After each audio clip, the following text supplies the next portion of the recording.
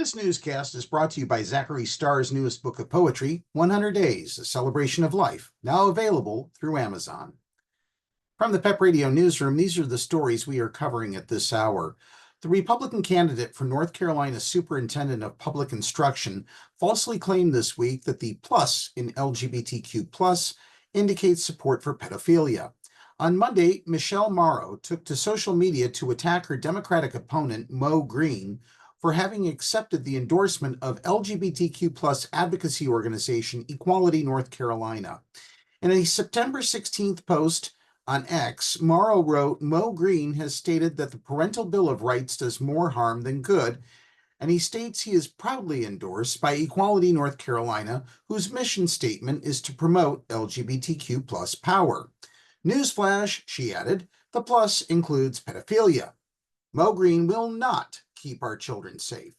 Of course, Morrow's claim is categorically false. As Jasmine Cruz, a spokesperson for Equality North Carolina, told WRAL, the plus in the widely used acronym indicates the inclusion of people whose sexual orientation or gender identities don't fit neatly into categories like lesbian, gay, bisexual, or queer questioning. Those who are asexual, non-binary, intersex are just examples. Cruz said that Equality North Carolina aims to ensure that every North Carolinian sees themselves reflected in this movement for equality, working together to create a safer, more equitable world for all marginalized individuals. The organization, Cruz said, does not support pedophilia.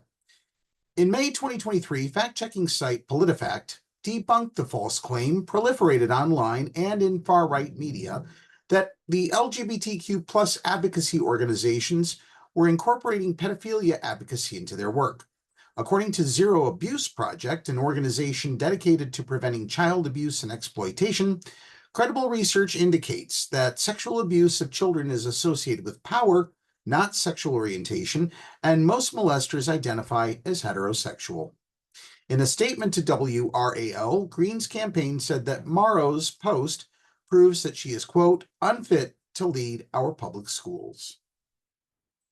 Vice President Kamala Harris discussed attacks against the LGBTQ+ community while speaking to the National Association of Black Journalists in Philadelphia on Tuesday afternoon.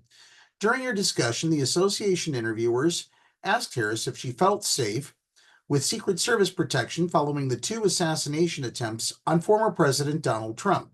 She replied, "I do," and added, "But you can go back to Ohio.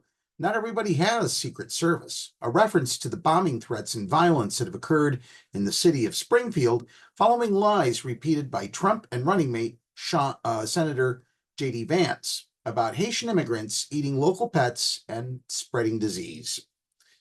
Vice President Harris went on to say, "There are far too many people in our country who are not feeling safe." She added, "I look at Project 2025 and the Don't Say Gay laws coming out of Florida, and members of the LGBTQ+ community don't feel safe right now.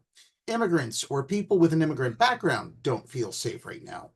Women don't feel safe right now." While Florida's Don't Say Gay law forbids any classroom instruction on LGBTQ+ issues in public schools, congressional Republicans have introduced a national Don't Say Gay bill that would go far beyond Florida's Don't Say Gay bill.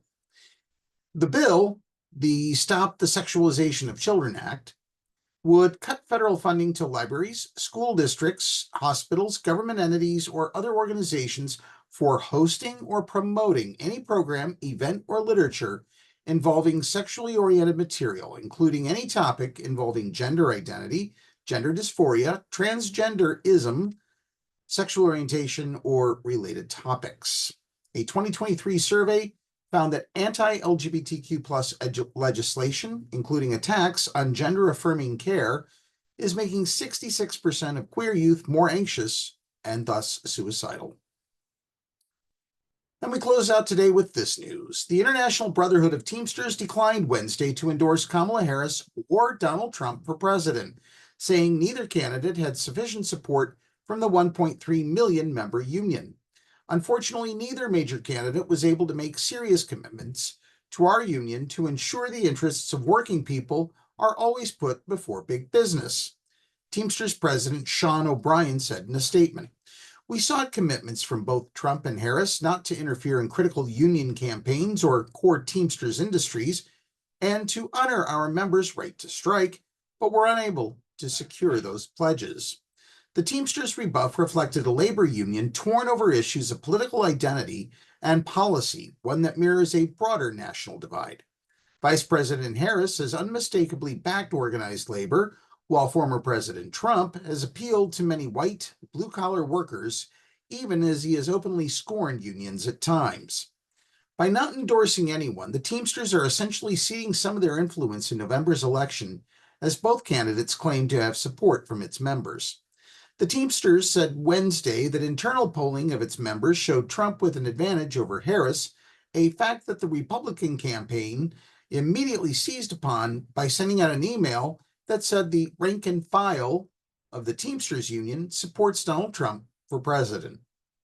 The Teamsters' choice not to endorse came just weeks ahead of the November 5th election, far later than endorsements by other large unions such as the AFL-CIO, the American Federation of Teachers, and the United Auto Workers Union, that have chosen to devote resources to getting out the vote for Harris. That's a quick check of the news at this hour. Now let's get back to more music here on PEP Radio.